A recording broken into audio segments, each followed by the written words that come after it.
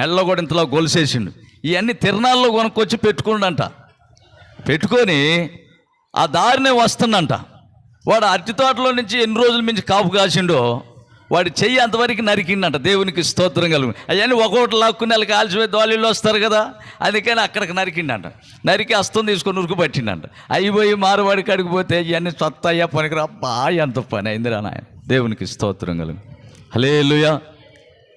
నవ్వుతా కోసిన ముక్కంట ఏడిచినా తిరిగి రాదంట. దేవునికి స్తోత్రం కలుగునుగా. అందుకని దేవుని యొక్క బిళ్ళరి ఇటు వల్ల చాలా ప్రమాదం. అలాంటి వాటిని మనం వేసుకోకూడదు. ఎందుకంటే మనం జ్ఞానవంతులు. మనకి దేవుడే బంగారం అయి ఉన్నాడు. చప్పట్లు కొట్టండి. హల్లెలూయా. ఆయనకి మనం బంగారం అయి ఉన్నాం. మన దేవుడు మనకు బంగారం, మన దేవునికి మనం బంగారం. అప్పుడు ఆయన బంగారం, మనం బంగారం. సుందరములైన మీ అవయవాలకి ఇక ఎక్కువ సౌందర్యం అక్కర్లేదంటే